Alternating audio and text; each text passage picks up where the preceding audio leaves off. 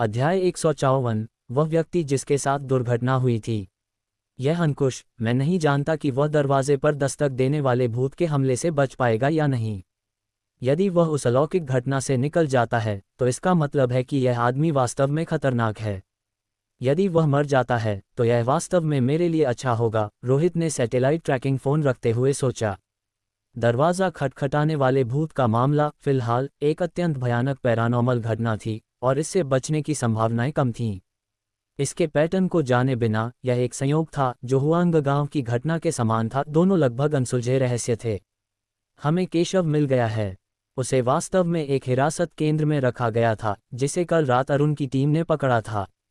उसका कोई आपराधिक रिकॉर्ड नहीं है। उसकी गवाही के आधार पर ऐसा लगता है कि उसे बहकाया गया था और उसे पहली बार का अपराधी भी नहीं माना जा सकता है।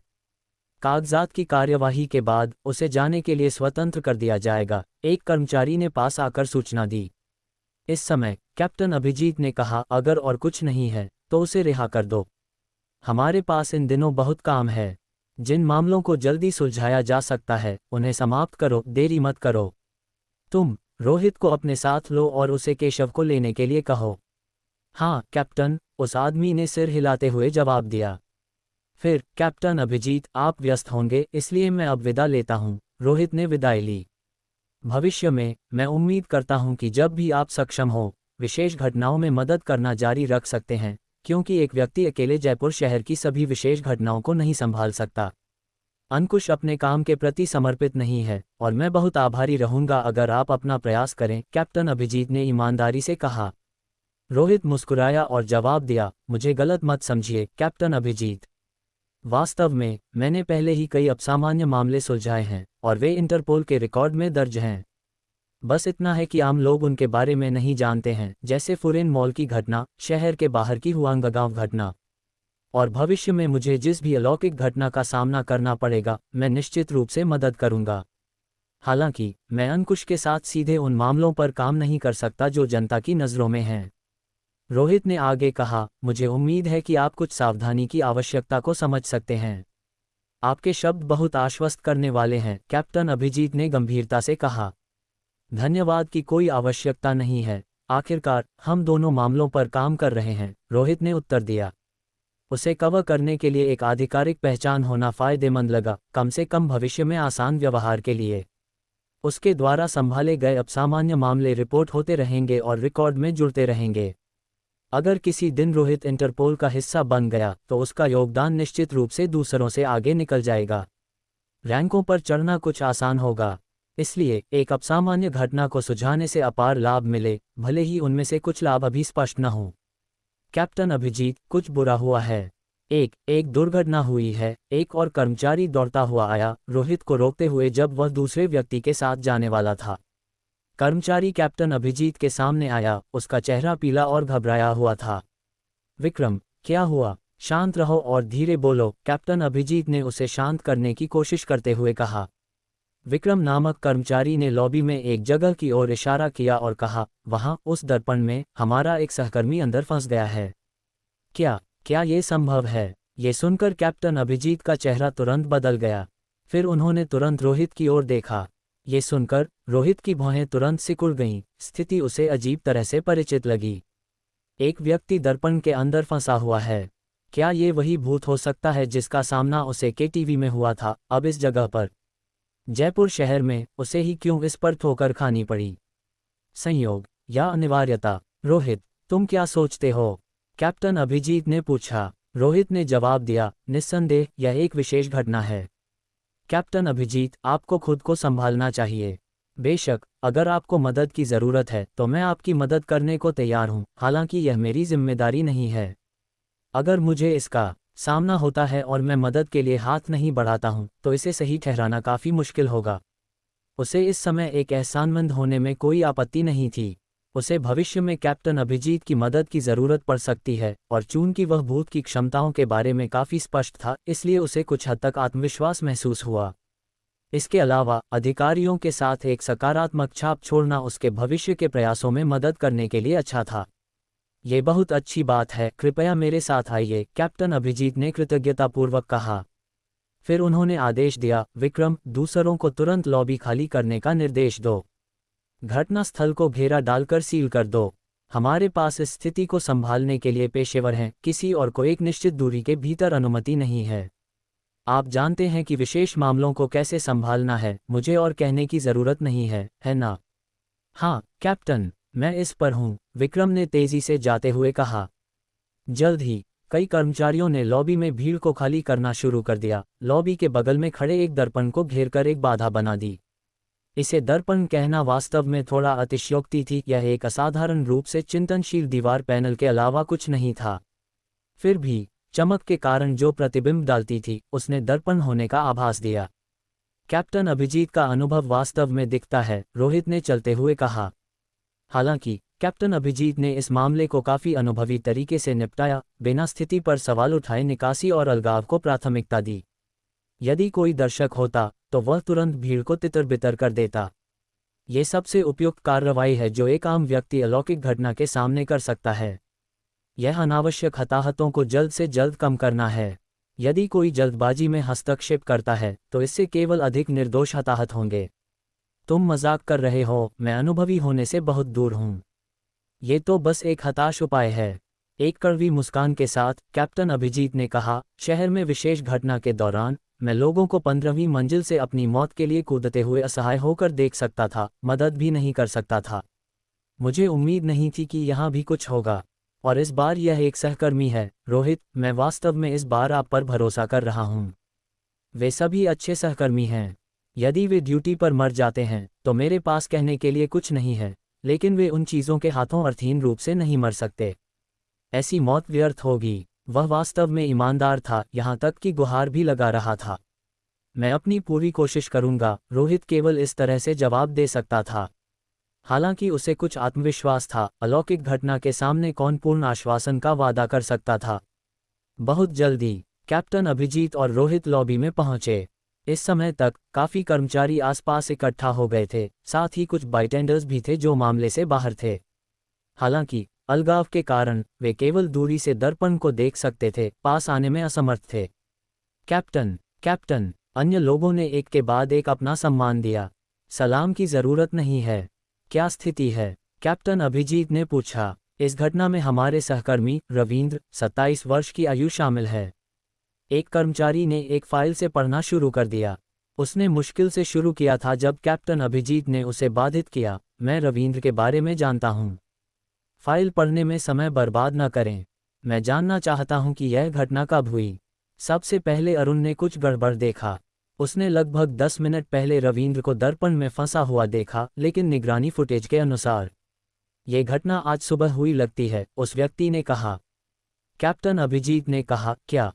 हमें ये पता लगाने में आधा दिन लग गया कि हमारे अपने एक व्यक्ति के साथ दुर्घटना हुई है। उस आदमी ने कुछ शर्मिंदगी के साथ कहा, मुझे माफ करना कैप्टन। हम इन दिनों काफ़ी व्यस्त रहे हैं और ध्यान देने में विफल रहे। एक तरफ से रोहित ने कहा, कैप्टन अभिजीत, आप दूसरों को लापरवाह होने के लिए दोष नहीं दे सकते। अगर मैं गलत नहीं हूं तो दर्पण के अंदर रविंद्र के अलावा एक और रविंद्र बाहर यहाँ है। क्योंकि उसे देखा गया है, किसी को यह एहसास नहीं हुआ कि एक गायब है। अन्यथा सामान्य कार्यप्रवाह के साथ सहकर्मी कैसे ध्यान नहीं दे सकते थे कि कोई उनके पक्ष से गायब है। ये कैसे संभव हो सकता है? ये पहले से ही हैरान करने वाला है कि कोई दर्पण के अंदर फंसा हुआ है और एक और रविंद्र यहाँ दिखाई दे रहा है। कैप्टन अभिजीत चौंक गए। अगर यह अजीब नहीं होता तो यह एक विशेष घटना कैसे होती? ऐसे मामलों के सामने और भी अजीब घटनाएं होती हैं, रोहित ने कहा। उसने स्थिति का अवलोकन किया और अपने दिल में निश्चित था, दर्पण भूत उसके द्वारा यहाँ नहीं लाया गया था, अन्यथा घटना सुबह नहीं हो सकती थी। क्या ये वास्तव में सिर्फ एक संयोग हो सकता है? रोहित को एक अस्पष्ट महसूस हो रहा था कि ऐसा नहीं हो सकता। केवल एक दिन के अंतर के साथ विशाल जयपुर शहर में उसी भूत का सामना करना असंभव लगता है। कोई कारक होना चाहिए जिसे वह अनदेखा कर रहा था। क्या हम पास जाकर देख सकते हैं? कैप्टन अभिजीत ने पूछा। कोई समस्या नहीं, रोहित ने जवाब दिया। पास आने पर उन्होंने वास्तव में एक व्यक्ति को दर्पण के अंदर निराश और असहाय बैठे हुए देखा। उसने दर्पण के अंदर कई शब्द लिखे थे जिसमें कई जानकारी के टुकड़े शामिल थे। चूंकि राहगीर बहुत जल्दी में थे, उन्होंने ध्यान नहीं दिया था, और जो लोग पास से गुजरे उन्होंने केवल एक अस्पष्ट छाया देखी जिस पर ज्यादा ध्यान नहीं दिया। यह अनमोल के मामले जैसा ही है, रोहित ने अपने आप में सोचा। रविंद्र, क्या तुम मुझे सुन सकते हो? कैप्टन अभिजीत ने आवाज लगाई। रोहित ने कहा, कोई फायदा नहीं, वह हमें नहीं सुन सकता, लेकिन वह बाहर देख सकता है। अगर हमें वास्तव में संवाद करने की जरूरत है तो हम संदेश लिख सकते हैं, लेकिन अब इसकी कोई जरूरत नहीं है। ऐसा क्यों है? कैप्टन अभिजीत ने आश्चर्यचकित जिज्ञासा के साथ पूछा। क्योंकि यह लक्षणों का इलाज कर रहा है, बीमारी का नहीं। रोहित ने अपनी आंखें सिकोड़ लीं, चारों ओर देखना शुरू कर दिया। उसकी सहज ज्ञान ने उसे बताया कि रविंद्र निश्चित रूप से अभी भी यहीं था और छोड़ा नहीं था। क्या रोहित की सहज ज्ञान सही है कि रविंद्र का एक और रूप अभी भी पास में है, और क्या वह जल्द ही दर्पण भूत के पैटर्न को उजागर कर पाएगा? अध्याय 155, आपके बगल में पीछा करना। अलौकिक घटनाओं के सामने दुनिया में ऐसी कोई जगह नहीं है जो पूरी तरह से सुरक्षित हो। यहाँ तक कि राष्ट्रपति भवन में भी अगर वास्तव में बदकिस्मत होकर किसी भूत से सामना हो जाए तो जिन्हें मरना तय है वे फिर भी मर जाएंगे। हालांकि सोना दुर्भावनापूर्ण आत्माओं की शक्ति से प्रभावित नहीं होता है। अगर आप सोने के ताबूत के अंदर छिपते हैं तो आप वास्तव में आराम कर सकते हैं, लेकिन क्या वह भी मौत का इंतजार करना नहीं होगा? जब तक आप जीना चाहते हैं आप दुर्भावनापूर्ण आत्माओं के प्रभाव से बच नहीं सकते। भले ही आपको आत्मा भगाने वाले द्वारा 24 घंटे संरक्षित किया जाए, ये केवल आपको अधिकांश खतरों से बचा सकता है। अगर आप रैंकिंग में शीर्ष 3 भूतों में से किसी से टकरा जाते हैं तो आपका काम खत्म। और अलौकिक घटनाओं के प्रकोप के साथ कई और भयानक भूत लगातार उभर रहे हैं, जिनमें से कई शायद अभी तक दस्तावेज या रिकॉर्ड में भी न हों। यहाँ दुर्घटनाएं होना कोई असामान्य बात नहीं है। आखिरकार एक दुर्भावनापूर्ण आत्मा से पहले सभी प्राणी समान हैं। रोहित अब अपने चारों ओर सब कुछ देख रहा है। इस समय हॉल में कर्मचारी भीड़ को अलग कर रहे हैं, जनता को खाली कर रहे हैं। दृश्य थोड़ा अव्यवस्थित है, लेकिन उसे यकीन है कि दूसरा रविंद्र यही है और गया नहीं है। किसी और कारण से नहीं, बल्कि एक सहज ज्ञान के कारण। जहां तक दर्पण में फंसे रविंद्र की बात है, उसने उस पर ध्यान नहीं दिया। उस भूत को खोजने में असमर्थ रोहित भी दर्पण में प्रवेश नहीं कर सकता था। भले ही वह मदद करना चाहता, वह नहीं कर सकता था। केवल उस भूत को ढूंढकर और उसे वापस दर्पण में धकेलकर ही किसी को बचाने का मौका मिलेगा। वह क्षण जब वास्तविकता और दर्पण क्षेत्र जुड़ते हैं, किसी को बचाने का सबसे अच्छा मौका होता है। रोहित, तुम क्या खोज रहे हो? मैं तुम्हें विभाग में निगरानी को समायोजित करने में मदद कर सकता हूं, कैप्टन अभिजीत ने कहा। बस मुझे बताओ कि अगर मैं मदद के लिए कुछ कर सकता हूं। मैंने उस भूत से पहले निपटा है, वह अजीब और मायावी है। यह न तो मारता है और न ही जल्दबाजी में कार्य करता है। इसका लक्ष्य बस दर्पण से बाहर निकलना है, और इसके लिए एक जीवित व्यक्ति की पहचान को स्थानापन्न के रूप में चाहिए। कोई व्यक्ति जो भूत के स्थान पर दर्पण में प्रवेश करे। रविंद्र ने भूत का स्थान लिया और दर्पण में चला गया, इसलिए दर्पण से भूत ने भी उसका स्थान ले लिया और रविंद्र बन गया। रोहित ने आंखें सिकोड़ते हुए समझाया। उसे ढूंढना ही इस अलौकिक घटना को सुझाने की कुंजी है। क्या विभाग में वास्तव में एक और रविंद्र है? कैप्टन अभिजीत को अभी भी विश्वास नहीं हो रहा था। हालांकि रोहित ने ज्यादा नहीं कहा, वह पहले से ही डर महसूस कर रहा था। असली रविंद्र दर्पण में फंसा हुआ था, इसलिए नकली रविंद्र निस्संदेह भूत था। ऐसी भयानक चीज यहाँ कैसे घुस सकती थी? मुझे उम्मीद है कि वह अभी भी यहीं है, लेकिन मैं पूरी तरह से निश्चित नहीं हो सकता। अगर वह पहले ही जा चुका है तो ये थोड़ा और जटिल हो जाता है, रोहित ने कहा। अपने दांत पीसते हुए कैप्टन अभिजीत ने तुरंत कहा, विक्रम, निगरानी की जांच करो, रविंद्र का स्थान ढूंढो। अगर कोई और रविंद्र को देखता है तो तुरंत रिपोर्ट करो। याद रखना, वर्तमान रविंद्र दुश्मन है, किसी भी संपर्क में अत्यंत सावधान रहना। उनके शब्दों पर अन्य सभी गंभीर लग रहे थे, यह महसूस करते हुए कि कुछ गड़बड़ था और बेचैनी महसूस करने लगे। तुम क्या खड़े हो? आगे बढ़ो, कैप्टन अभिजीत ने फिर से गुर्राया। तभी दूसरों ने अपनी बेचैनी को दबाया और कार्रवाई करना शुरू कर दिया। रोहित ने वहां न रुकने का फैसला किया क्योंकि वहां भीड़ थी और कई लोग घूम रहे थे। उसे पहले भीड़ से दूर हटना था और अपनी सुरक्षा सुनिश्चित करनी थी, इससे पहले कि वह कुछ और संभाल सके। भूत कहाँ हो सकता है, इस बारे में निश्चितता के बिना वह खुद को खतरे में नहीं डालेगा। मदद करना एक दायित्व था, लेकिन जिम्मेदारी नहीं। वह जिम्मेदारी अंकुश की थी। इसलिए वह लापरवाही से अपनी जान जोखिम में नहीं डालेगा। ये स्वार्थी लग सकता है, लेकिन यह एक उत्तरजीविता रणनीति है। आखिरकार अलौकिक घटनाओं के सामने जो नायक बनने की कोशिश करते हैं वे जल्दी मर जाते हैं। बाहर निकलने के बाद उसने विभाग में प्रवेश करने या बाहर निकलने वाले किसी भी व्यक्ति पर नजर रखते हुए खड़े होने के लिए एक सुनसान कोना ढूंढा। हालांकि यहाँ बहुत से लोग हैं, उस रवींद्र को खोजने में निश्चित रूप से कुछ समय लगेगा। 1 मिनट रुको, मुझे अभी याद आया, वह भूत मेरे लिए नहीं आ रहा था। मैं उस बारे में निश्चित हो सकता हूँ, लेकिन मैंने किसी और को याद किया। अचानक केशव का नाम रोहित के दिमाग में आया। यह अलौकिक घटना मूल रूप से शुरुआत से ही उससे उलझी हुई थी। अब उसे हिरासत में लिया गया है और वह भूत भी यहाँ पीछा करता आया है। ये संयोग नहीं हो सकता। तो क्या ये संभव है कि भूत का असली उद्देश्य, चाहे वह अनमोल की जगह ले रहा हो या ये रवींद्र केशव से संपर्क करना है? रोहित की अभिव्यक्ति थोड़ी बदल गई। रुको, ऐसा भी नहीं लगता, क्योंकि अनमोल की जगह लेने के बाद भूत ने केशव को परेशान किए बिना सीधे जाने की योजना बनाई थी, इसलिए ये सिद्धांत कि यह रवींद्र को निशाना बना रहा है काम नहीं करता। जब तक भूत केवल केशव के पास ही दिखाई दे सकता है। केशव का घर, जिस रेस्तरां में उसने मेहमानों का इलाज किया, जिस केटीवी में उसने मनोरंजन किया, सभी जगहें जहां भूत दिखाई दिया वह वहां रहा था। जैसा कि यह पता चला है, भूत हमेशा केशव का पीछा कर रहा था। जहां भी वह दिखाई दिया वहीं भूत दिखाई देगा। जहां तक भूत किस पर हमला करेगा कोई निर्धारित लक्ष्य नहीं था। तो सब कुछ वास्तव में ऐसा ही है। इस क्षण रोहित ने आखिरकार भूत की गतिविधि के पैटर्न का पता लगा लिया। भूत का उद्देश्य महत्वपूर्ण नहीं था। महत्वपूर्ण ये था कि भूत केवल केशव के आसपास ही क्यों दिखाई देगा। उसने हाल ही में ऐसी कौन सी अजीब चीजें की थीं कि उसे ऐसे भूत द्वारा लक्षित किया गया। जब रोहित मनन कर रहा था, अचानक उसे स्पष्ट रूप से कुछ महसूस हुआ। उसके माथे की त्वचा के नीचे की भूत आंख में एक ऐंठन की अनुभूति हुई। ये भयंकर भूतों के बीच किसी प्रकार की संवेदनशीलता थी।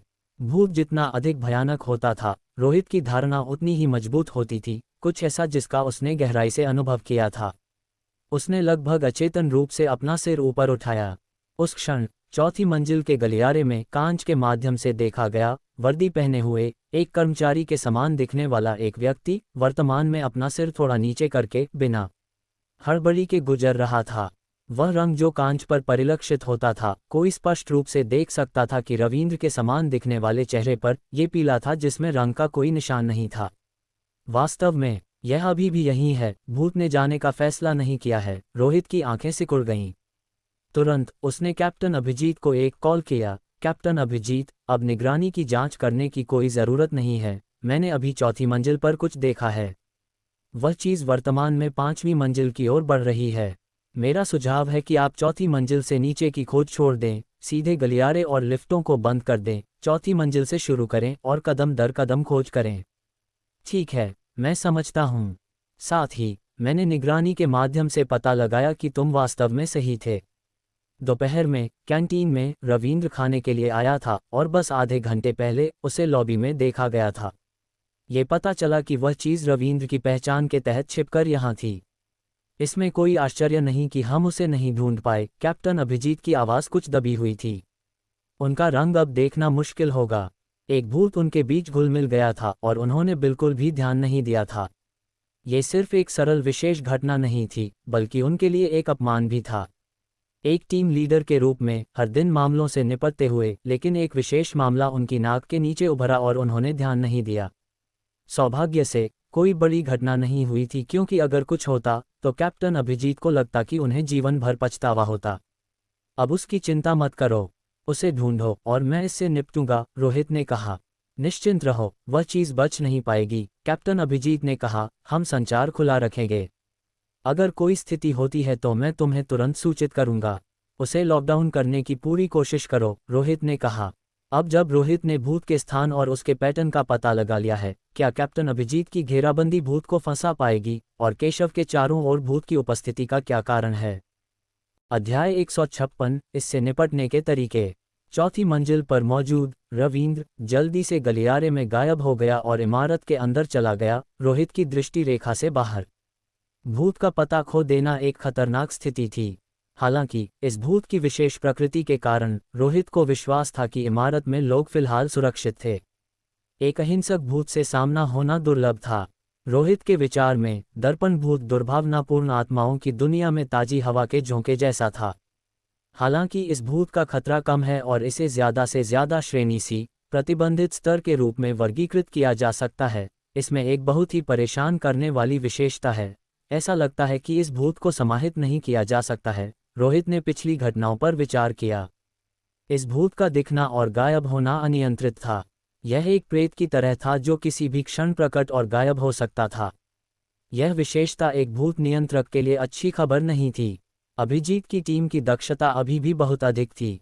इसके अलावा ये देखते हुए कि वे अपने कार्यस्थल पर थे जहां पर्याप्त कर्मचारी थे, पूरी इमारत में एक व्यक्ति को ढूंढना काफी आसान था। ज्यादा समय नहीं लगा। नियंत्रण कक्ष में कर्मचारियों में से एक ने पहले ही निगरानी फुटेज पर रविंद्र का पता लगा लिया था। कैप्टन अभिजीत, हमने संदिग्ध के स्थान की पुष्टि कर दी है। ये 5वीं मंजिल पर अभिलेख कक्ष में है। निगरानी कैमरे ने संदिग्ध को अभिलेख कक्ष में प्रवेश करते हुए कैद कर लिया है, उन्होंने सूचना दी। अच्छा, तुम में से कुछ मेरे साथ आओ। तुरंत अभिलेख कक्ष को सील कर दो और बाकी तुम लोग 4थी मंजिल पर सतर्क रहो। सभी संभावित निकास पर नजर रखो, कैप्टन अभिजीत ने आदेश दिया। हाँ कैप्टन, अभिजीत ने फिर फोन पर बात की। रोहित, हमने उसे घेर लिया है, वह 5वीं मंजिल पर अभिलेख कक्ष में है, जल्दी आओ। मैं रास्ते में हूँ। फोन रखने के बाद रोहित ने ऊपर की मंजिलों को देखा और भान सिकोड़ ली। उसके मन में एक सवाल था, वह क्या था जिसने इस भूत को इस इमारत में रुकाए रखा और जाने को अनिच्छुक बना दिया। लेकिन एक भूत के इरादे अज्ञात थे, कभी कभी उनके स्पष्ट उद्देश्य होते थे और कभी कभी नहीं होते थे। किसी भी मामले में यह एक खतरनाक अस्तित्व था। फिर भी उसने फिर से इमारत में प्रवेश किया और सीधे 5वीं मंजिल पर चला गया। उस क्षण 5वीं मंजिल पर कैप्टन अभिजीत तुरंत पहुंचे और पूछा, अब क्या स्थिति है? मुझे उम्मीद है कि कुछ गलत नहीं हुआ है। अभिलेख कक्ष के दरवाजे की रखवाली कर रहे एक सुरक्षा अधिकारी ने सूचना दी, अब तक कोई घटना नहीं हुई है। संदिग्ध अभिलेख कक्ष में गया और तब से शांत है। दरवाजे पर संदिग्ध का कोई संकेत नहीं है और हमारे पास कर्मचारियों के बीच हताहतों की कोई रिपोर्ट नहीं है। जब तक हर कोई सुरक्षित है, यह अच्छा है, कैप्टन अभिजीत ने कहा। तुम लोगों ने अच्छा काम किया है। इन चीज़ों से निपटने का सबसे अच्छा तरीका है दूरी बनाए रखना। पास मत जाओ और निश्चित रूप से उन्हें गिरफ्तार करने की कोशिश मत करो। उनसे निपटना कुछ ऐसा नहीं है जो हम कर सकते हैं। सतर्कता बनाए रखो। रोहित जल्द ही यहाँ आएगा और उसके पास इससे निपटने का एक तरीका होगा। अलौकिक घटनाएं भूत नियंत्रकों के लिए सबसे अच्छी थीं, क्योंकि आम लोगों का इसमें शामिल होना एक मृतंत्र था। ओह नहीं, धिक्कार है, अंदर से पैरों की आवाज़ आ रही है, संदिग्ध बाहर आने वाला है। अचानक पर्यवेक्षकों में से एक ने अपनी अभिव्यक्ति बदल दी और जल्दी से सूचना दी। पोशाक के जूते से पैरों की आवाज़ शांत अभिलेख कक्ष के फर्श पर गूंज उठी, धीरे धीरे दरवाजे के पास आ रही थी, स्पष्ट रूप से संकेत दे रही थी कि कोई अंदर से बाहर आने वाला था। आसपास के सभी लोग तन गए, उनके चेहरे शांत रहने में कामयाब रहे, लेकिन उनके दिल गले तक आ गए थे, क्योंकि वे सभी जानते थे कि वे किस तरह के अस्तित्व का सामना करने वाले थे। बहुत जल्द आंदोलन के एक धुंधलेपन के साथ एक वर्दी पहने हुए आदमी सबके सामने दिखाई दिया।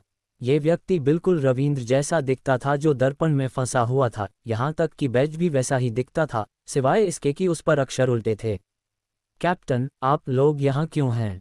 रविंद्र बिना हड़बड़ी के बाहर निकला, रुका और हैरानी में दरवाजे के बाहर आ रहे कैप्टन अभिजीत को संबोधित करने के लिए मुड़ गया। जिस क्षण ये शब्द बोले गए, अभिजीत और उनकी टीम के दिलों पर एक ठंडी दहशत छा गई। क्या ये दिखने में सामान्य व्यक्ति वास्तव में एक भूत हो सकता है?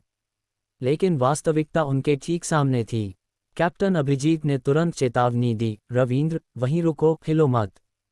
कैप्टन, क्या गलत है? क्या हुआ? उनके सामने वाले रविंद्र ने पूछा।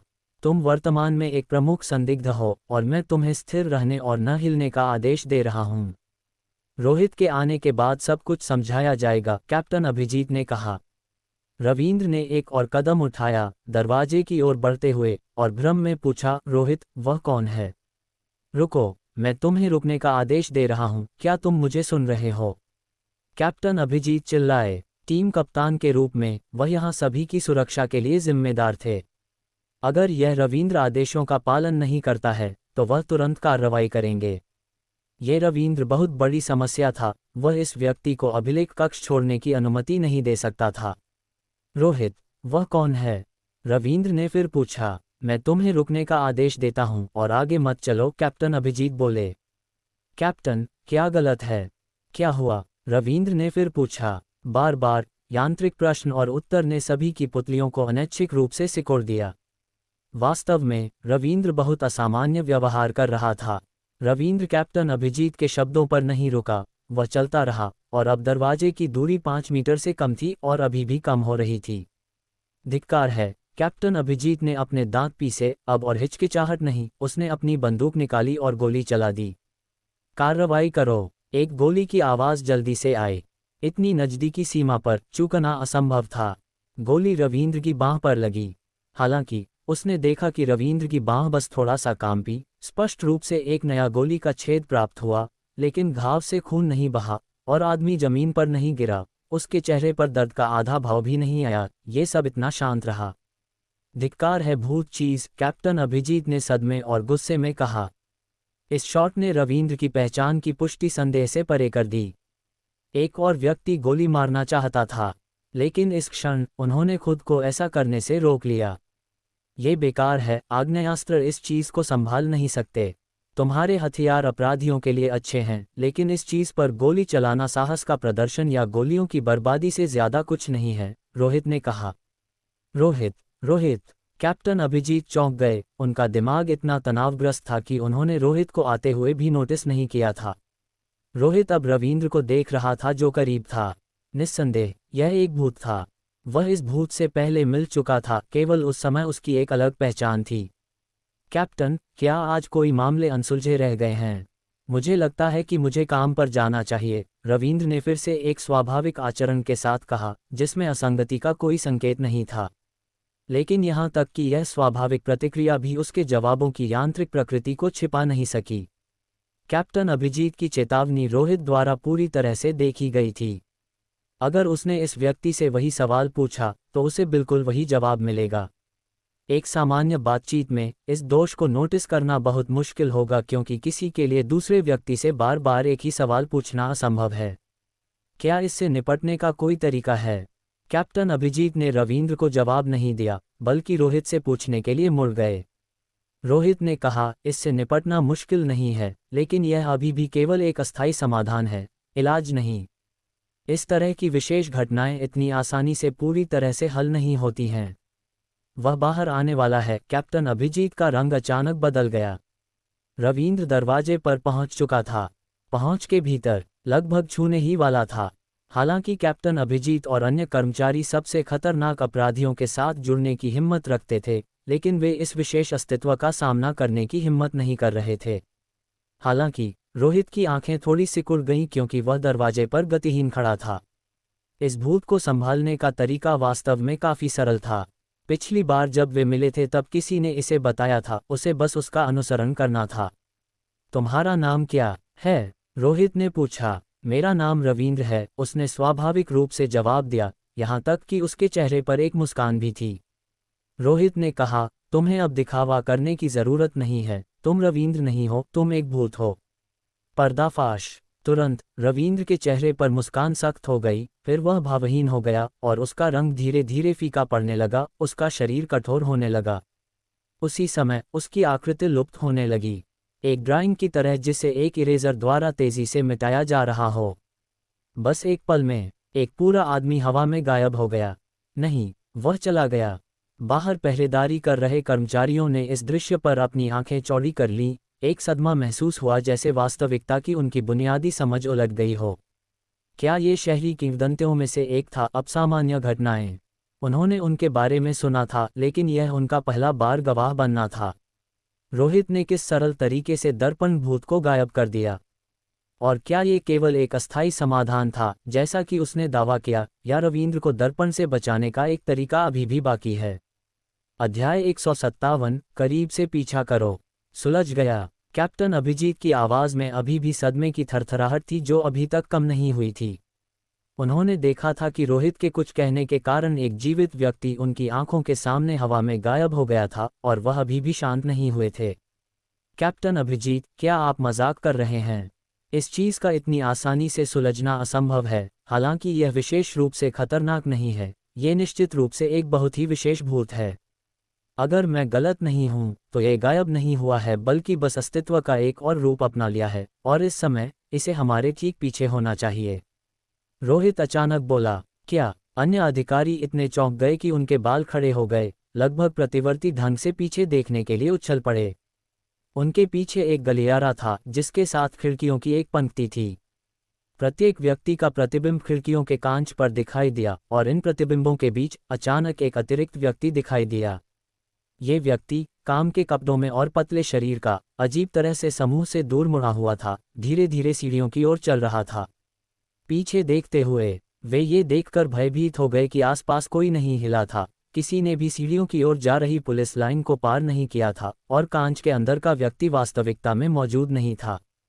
फिर भी यह व्यक्ति, जो वास्तविकता में मौजूद नहीं था, कांच में प्रतिबिंब के माध्यम से सबके सामने प्रदर्शित हो रहा था। ये भूत वास्तविकता में मौजूद नहीं है, केवल दर्पणों में, खिड़कियों पर लगा कांच इस भूत के अस्तित्व को दिखा सकता है, लेकिन कुछ विशिष्ट परिस्थितियों में ये दर्पण से बाहर निकल सकता है। हालांकि इसने अभी तक ज्यादा नुकसान नहीं पहुंचाया है। अगर दर्पण से बाहर निकलने के बाद इसका कोई और उद्देश्य है, तो यह अकल्पनीय है। रोहित ने कहा, यहाँ की स्थिति अभी के लिए सुलझ गई है। मैं इसका पीछा करने जा रहा हूँ। बाकी आप पर है, कैप्टन अभिजीत। रविंद्र की स्थिति का क्या? कैप्टन अभिजीत को कुछ याद आया और उन्होंने जल्दी से पूछा। उनका अभी भी एक अधीनस्थ दर्पण के अंदर फंसा हुआ था। रोहित ने जवाब दिया, भूत के स्थान का पता लगाए बिना किसी को बचाना असंभव है। केवल ये भूत ही दर्पण में प्रवेश कर सकता है, यही एकमात्र तरीका है। इसलिए मैं उम्मीद करता हूं कि आप, कैप्टन अभिजीत, इस संभावना के लिए तैयार हैं कि किसी को बचाने की संभावनाएं कम हैं। ऐसा नहीं है कि मैं मदद नहीं करना चाहता, लेकिन मेरी सहायता उस चीज़ की इच्छा पर निर्भर करती है, और मुझे उम्मीद है कि आप समझेंगे और सहानुभूति रखेंगे। ये कहने के बाद उसने तुरंत भूत के प्रतिबिंब का पीछा किया जो कांच में दिखाई दिया, चौथी मंजिल की ओर बढ़ते हुए। इस भूत द्वारा दर्पण के अंदर फंसे किसी व्यक्ति को बचाना वास्तव में मुश्किल था। पिछली बार जब अनमोल पकड़ा गया था, ये पूरी तरह से बहुत बुरी किस्मत की बात नहीं थी कि उसी दर्पण ने उसे और भूत दोनों को फंसा लिया। साथ ही तिशा ने एक मोहरे के रूप में काम किया, जिसने रोहित को अवसर प्रदान किया। लेकिन अब हर मंजिल पर इतने दर्पण थे, कौन जानता था कि भूत किसमें दिखाई देगा।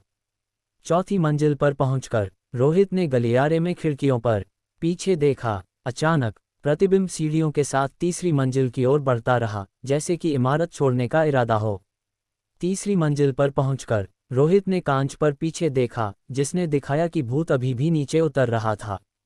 ये दूसरी मंजिल की ओर जा रहा था, जब तक अंत में रोहित ने पहली मंजिल पर लॉबी तक उसका पीछा किया, और फिर भूत गायब हो गया। इस खिंचाव पर दर्पणों के बिना रोहित भूत की दिशा और स्थान का निर्धारण नहीं कर सका। नहीं, मैं लगभग भूल ही गया था, मुझे भूत के स्थान का निर्धारण करने की बिल्कुल ज़रूरत नहीं है। भूत केवल वहीं दिखाई देगा जहां केशव गया है, इसलिए मुझे बस केशव को दूर ले जाने की ज़रूरत है। रोहित को अचानक यह महत्वपूर्ण बिंदु याद आया। भूत का पीछा करना ट्रैक करने के लिए बहुत मुश्किल था। भूत को उसका पीछा करने देना बेहतर था। इस विचार के साथ उसने तुरंत कर्मचारियों में से एक से कहा, मुझे हिरासत केंद्र ले चलो, यह एक विशेष स्थिति है और मुझे उम्मीद है कि आप सहयोग करेंगे। कर्मचारी कुछ अनिश्चित लग रहा था। संतोष, उसके साथ सहयोग करो, उसे एक विशेष घटना से निपटने के लिए भेजा गया है। नियमों का पालन करो, तुम्हें प्राथमिकताओं के बारे में पता होना चाहिए। विशेष घटनाओं के सामने मुझे भी पीछे हटना पड़ता है। इस बिंदु पर कैप्टन अभिजीत जल्दी से नीचे आए और इस दृश्य को देखकर तुरंत कहा, हाँ। संतोष की अभिव्यक्ति गंभीर हो गई और उसने जल्दी से सलाम किया। कृपया मेरे पीछे आओ, उसने कहा। एक रास्ते से तेजी से चलते हुए बंदियों को पीछे रखा जाता है। मुझे किसी को दूर ले जाने की ज़रूरत है। वह एक विशेष घटना में शामिल है और उसे यहाँ रखना केवल तुम्हारे लिए और मुसीबत पैदा करेगा। तुम्हें मुझे उस व्यक्ति को तुरंत ले जाने देना चाहिए। मैं भूत को कहीं और खींचने जा रहा हूँ, रोहित ने कहा। ठीक है, मैं समझता हूँ, संतोष ने कहा। विशेष परिस्थितियों के लिए विशेष उपायों की आवश्यकता होती है। तुम पहले व्यक्ति को ले जाओ और मैं बाद में कागजात से निपटूंगा। अधिकारियों को समझ होगी। यह अच्छा है, रोहित ने जवाब दिया। बहुत जल्दी हिरासत कक्ष के प्रभारी गार्ड को आदेश मिला और उसने तुरंत कहा, उस केशव नामक व्यक्ति को रिहा कर रहे हैं। ठीक है, कोई समस्या नहीं, उसने कोई गलती नहीं की है। क्या उसकी मानसिक स्थिति ठीक है? रोहित ने पूछा। कल थोड़ा उदास महसूस कर रहा था, लेकिन आज अनुकूलित हो गया है और अच्छे मूड में है। वर्तमान में गाना गा रहा है, कर्मचारी ने कहा। जैसे ही रोहित उस व्यक्ति को लेने के लिए अंदर जाने वाला था, उसने केशव की गायन आवाज को बहते हुए सुना। गुआंगडोंग में भिक्षावृत्ति करते समय संपर्क खो दिया। कभी कभी मुझे पुराने दिनों की भी याद आती है जब हम एक साथ समलैंगिक होते थे।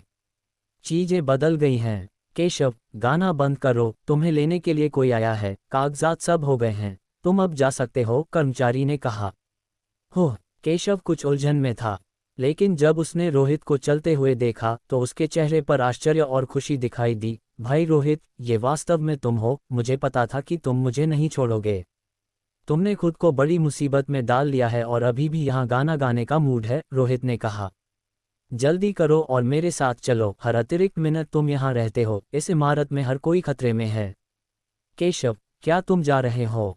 मुझे उम्मीद नहीं थी कि तुमसे मिलने के बाद मुझे अनिवार्य रूप से अलविदा कहना पड़ेगा, पास के एक युवक ने कुछ अनिच्छा के साथ कहा। जब तुम बाहर निकलो तो मुझे कॉल करना याद रखना। जब तुम एक इलेक्ट्रिक स्कूटर खरीदना चाहते हो, मेरे पास हर तरह का सामान है। जब तुम सड़क पर हो तो अपने हाथों से यादृच्छिक रूप से इशारा मत करना, ये बहुत खतरनाक है। मैंने अभी अपने हाथों से एक आर्ट बनाया और पकड़ा गया, ये याद रखना, उसने चेतावनी दी। दूसरों में भी विदाई का माहौल था। चिंता मत करो, मैं तुम में से किसी को नहीं भूलूंगा, केशव ने गहराई से प्रेरित होकर कहा। एक पल बाद रोहित ने केशव के साथ स्टेशन छोड़ दिया और तुरंत भीड़भाड़ वाले इलाके से दूर चले गए। धिक्कार है, एक बैंस, क्या ये तुम्हारी कार है? भाई रोहित, तुम भव्य हो गए हो। तुमने इसे कब खरीदा? केशव ने हैरान होकर पूछा। ये किसी का एक उपहार था, लेकिन क्या तुम्हें एहसास है कि तुम अभी कितने खतरे में हो? तुम एक भूत द्वारा चिन्हित किए गए हो, तुम्हें पता है, रोहित ने ड्राइविंग करते हुए कहा। यह क्या है? केशव ने दस्ताने के डिब्बे में झांका और उसे खोलने पर अंदर कई हथियार देखे। हे भगवान, एक गोल्डन डेजर्ट ईगल, तुम्हारे पास ऐसा कुछ कैसे है? उसने चमकदार सोने की बंदूक को दुलारते हुए उत्साह व्यक्त किया, अपनी आंखें उससे हटा नहीं पाया। यह एक और उपहार था। अभी मैं तुम्हें कहीं कम भीड़भाड़ वाली जगह पर ले जा रहा हूँ। ध्यान से सोचो कि क्या तुम हाल ही में किसी असामान्य चीज के संपर्क में आए हो, रोहित ने कहा। गोलियों का क्या? गोलियों के बिना बंदूकें कैसे हैं? और वैसे भी ये असली हैं, है ना? केशव उत्साह से अपने हाथों में विशेष बंदूक के साथ खिलवाड़ कर रहा था। रोहित को अभी बोलना बाकी था। केशव ने जारी रखा, भाई रोहित, चूंकि तुम्हारे पास इतने सारे हैं, तो मुझे एक उपहार में क्यों नहीं देते? गोल्डन डेजर्ट ईगल मेरा जीवन भर का सपना है, कृपया मुझ पर दया करो और इसे सच करो। तुम्हारे पास इसका होना अवैध है। ठीक है, मैं बस इसे घर पर खेलूंगा। ये चीज़ बहुत महंगी है, ये कस्टम मेड, पूरी तरह से सोना और एक विला के लायक है। मैंने खुद ही कुछ उठाए हैं, उन्हें अतिरिक्त के रूप में उपयोग करने की योजना बना रहा हूँ, रोहित ने कहा। तुम्हारा ये कहना मुझे और उत्तेजित करता है। गोल्डन डेजर्ट ईगल, मैं इसे एक पूरी इमारत के लिए नहीं बदलूंगा। मुझे एक दो, और मैं तुम्हें 3 विला और 3 दुकानें दूंगा, ये कैसा लगता है? केशव ने कहा। तुम जानते हो कि मेरे पास, केशव, ज्यादा नहीं है, बस कुछ पैसा, इसलिए इसे कम मत समझना। लानत है, वह बयान बस परेशानी को बुला रहा है। अगर तुम वास्तव में 3 विला और 3 दुकानें प्राप्त कर सकते हो, तो मैं तुम्हें बंदूक उपहार में दूंगा। एक खरीदो, एक मुफ्त पाओ, और मैं कुछ गोलियां भी दूंगा। ये भी विशेष हैं, ब्लैक मार्केट में 1 लाख प्रत्येक, आम लोगों के खिलाफ उपयोग के लिए नहीं, बल्कि भूतों के खिलाफ। बस खेलना और उन्हें खोना मत। रोहित ने अपनी जेब से 5 सोने की गोलियां निकाली और उन्हें केशव की ओर फेंक दिया। कुछ विला के बदले में एक बंदूक भेजना एक बुरा सौदा नहीं लगा, आखिरकार उसने कई उठाए थे। भाई रोहित अभी भी भाई रोहित है, इतना उदार, ये तय हो गया है, केशव ने उत्साह से कहा। बंदूक के साथ खिलवाड़ करना बंद करो और गंभीर मामले पर ध्यान दो। तुम वास्तव में उस भूत के सामने कैसे आए? रोहित ने कहा। मैं घर पर इसके सामने आया, केशव ने बंदूक पर सांस छोड़ते हुए और उसे पोंछते हुए जवाब दिया, जैसे कि उसका स्वाद ले रहा हो। तो हम तुम्हारे घर चलेंगे, रोहित ने तुरंत कहा। उन्हें समस्या की जड़ का पता लगाना था। लेकिन जैसे ही उसकी कार एक मोड़ पर मुड़ी, उसने विंडशील्ड के माध्यम से एक काम के कपड़े पहने हुए, पीले चेहरे वाला, केशव के समान दिखने वाला व्यक्ति देखा, जो सड़क के बीच में खड़ा होकर उसे देख रहा था। क्या ये प्रकट हुआ है? रोहित का चेहरा बदल गया और बिना हिचकिचाहट के उसने एक्सीलरेटर को जोर से दबाया और सीधे उसकी ओर चला गया। लेकिन कार के उसके ऊपर से गुजरने के बाद टक्कर की कोई सनसनी नहीं हुई। ये बस एक भ्रम था। कार के रियरव्यू मिरर में फिर से देखते हुए उसने पिछली सीट पर देखा, जो एक खाली सीट थी। अब कोई गतिहीन बैठा था, काम के कपड़ों में और भयानक, पीले हाथ उसके घुटनों पर टिके थे, शरीर एक शव की तरह सख्त था। अब भूत डिब्बे में था। रोहित ने केशव की ओर देखा, जो यात्री सीट पर था। वह आदमी खतरे की कोई समझ नहीं रखता था, वास्तव में बंदूक की नली को अपनी जीभ से चाट रहा था, जैसे कि उसका स्वाद ले रहा हो। क्या वह विकृत हो सकता है? केशव के साथ दर्पण भूत का क्या संबंध है, और रोहित उस भूत को उसके घर तक खींचकर इस अलौकिक घटना की जड़ को कैसे खोजने की योजना बना रहा है? और क्या केशव के पास मौजूद सोने की गोलियां वास्तव में भूतों के खिलाफ प्रभावी होंगी?